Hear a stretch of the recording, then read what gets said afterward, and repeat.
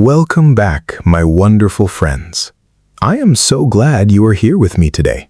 Honestly, out of everything you could be doing right now, you chose this. And that means the world to me. It has started wars. It has ended dynasties. Entire civilizations rose from the ground just to make it. And when they could not, those civilizations burned. Pharaohs were buried with it. Roman emperors used it to control millions. And in 1789, the women of Paris picked up knives and marched through the streets because of it. Not for gold, not for land, for this. It has been called the staff of life, the foundation of power, the currency of the poor. Every culture on earth has a version of it. Every empire in history has depended on it. And right now, it is closer to you than you think. It is sitting in your kitchen. You have probably eaten it today without a second thought. Today, we are looking into the history of bread, the food that toppled kings.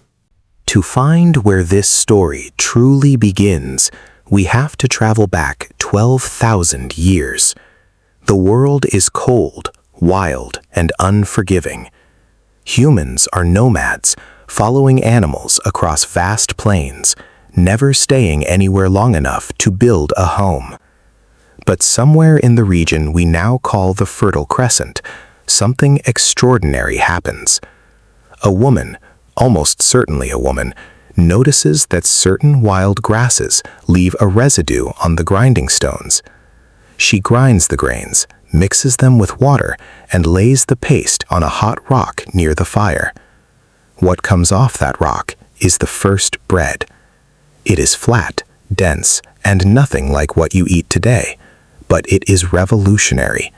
For the first time in human history, food can be stored, carried, and shared.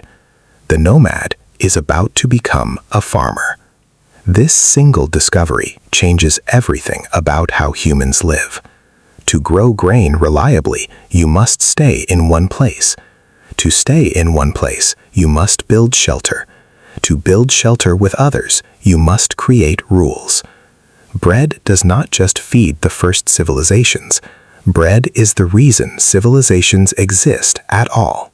By 3000 BC, ancient Egypt is the most bread-obsessed society on Earth.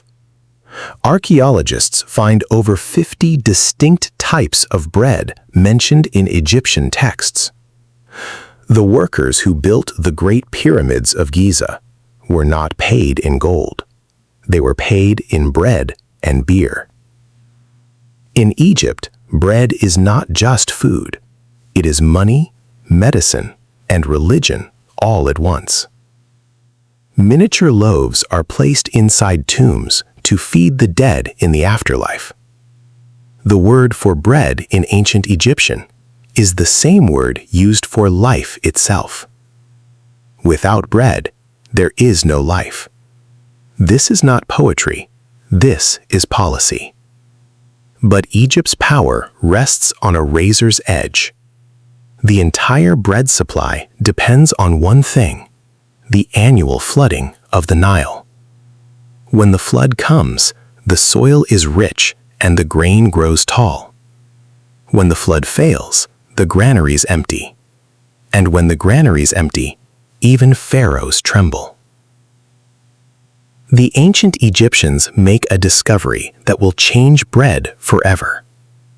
They notice that dough left out overnight begins to bubble and rise. Something invisible is happening inside it. They do not know what yeast is. They do not know about fermentation. But they know the results, and the results are extraordinary.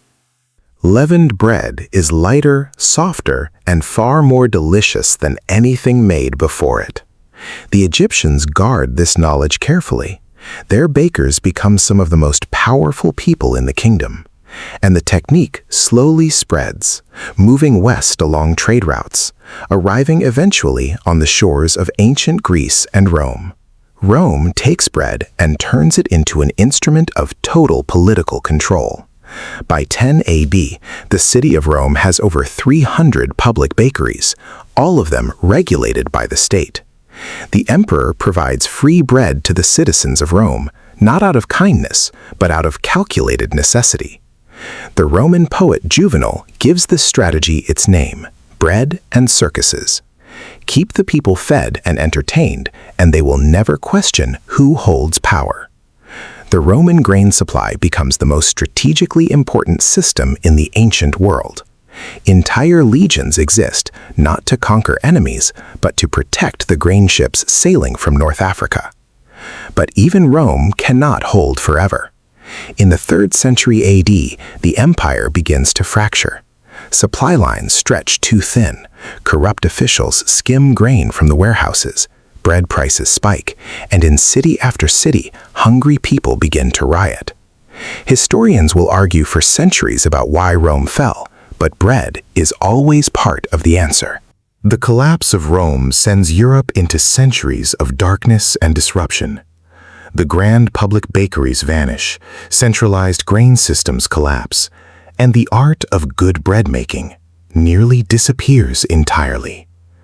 For hundreds of years, most people eat bread that is hard, dark, and made from whatever grain they can find. In medieval Europe, the type of bread you eat tells everyone exactly who you are. The nobility eat white bread made from finely sifted wheat, soft and pale and almost sweet.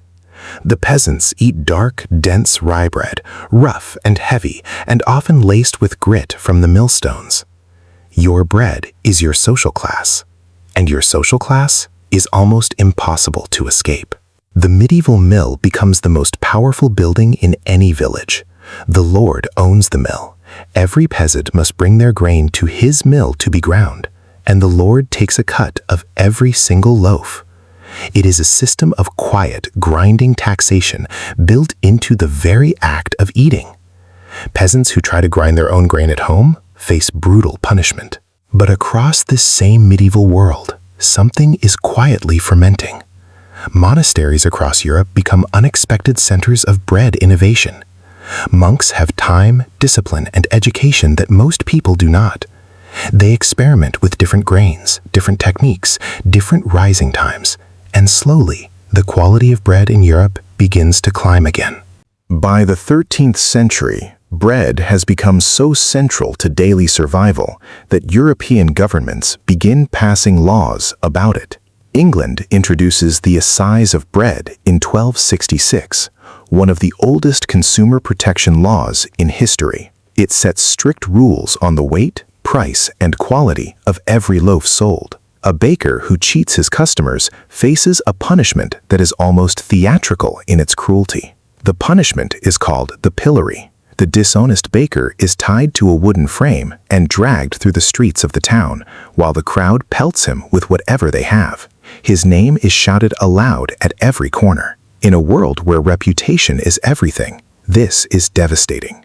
The phrase "a baker's dozen," 13 instead of 12, is born directly from bakers adding an extra loaf to every order just to be safe. Then comes 1347, and everything changes. The Black Death tears through Europe like nothing the world has ever seen. In some cities, half the population is dead within 2 years. Fields go unplanted, farmers die before harvest, and the bread supply collapses in ways that make even the worst medieval famines look mild. But from the ruins of the plague, something unexpected emerges. With so many people dead, the survivors suddenly have power they never had before. Land is available. Lords desperately need workers.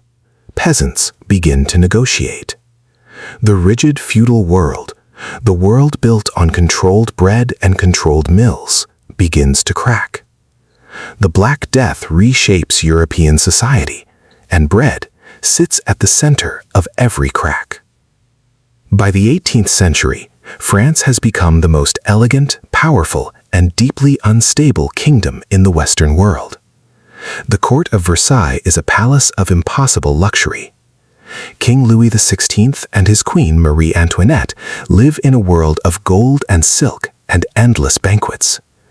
And beyond the palace walls, the people of Paris are starving. The harvest of 1788 is catastrophic. A harsh winter kills the wheat, bread prices explode overnight.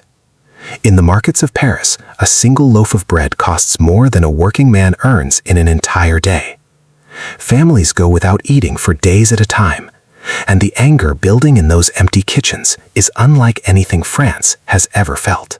On October 5th, 1789, thousands of women gather in the markets of Paris. They are not soldiers. They are not politicians. They are bakers' wives, fishwives, market traders, ordinary women who cannot feed their children.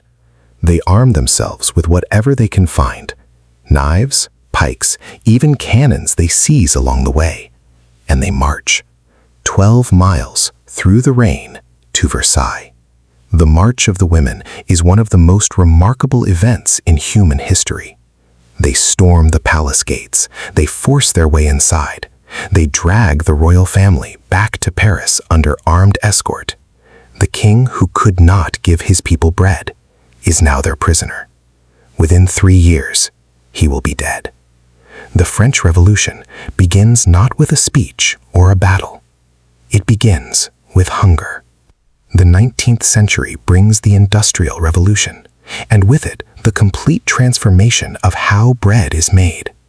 Steam-powered mills grind grain at a scale that would have seemed like sorcery to a medieval farmer. The Chorleywood bread process, developed in England in 1961, allows a loaf to be made in a fraction of the traditional time. Bread becomes faster, cheaper, and more available than ever before in human history. But something is lost in that speed. The long, slow fermentation that gives traditional bread its flavor and nutrition is replaced by chemicals and shortcuts. The bread that fills supermarket shelves across the modern world is softer and whiter and cheaper than anything a Roman baker would recognize. And yet many scientists now argue it is also significantly less good for us. We solved hunger and created a different kind of problem. Today, the world produces enough wheat to make roughly 500 billion loaves of bread every single year. And yet nearly 800 million people on this planet still go to bed hungry every night. The same cruel equation that haunted Egypt, Rome, and revolutionary France has never truly been solved. Bread remains, even now, the most political food on earth. So the next time you pull a loaf from the shelf, or tear off a piece at the dinner table, or smell that extraordinary smell coming from the oven, I want you to feel the weight of what is in your hands. 12,000 years of human struggle. Civilizations built and broken. Revolutions ignited. Empires crumbled. All in something that costs almost nothing and almost nobody thinks about anymore. Bread did not just feed history. Bread made history. And every single loaf you have ever eaten connects you, in a very real way, to every human being who ever lived and ever struggled and ever hoped for something better. That is not a small thing.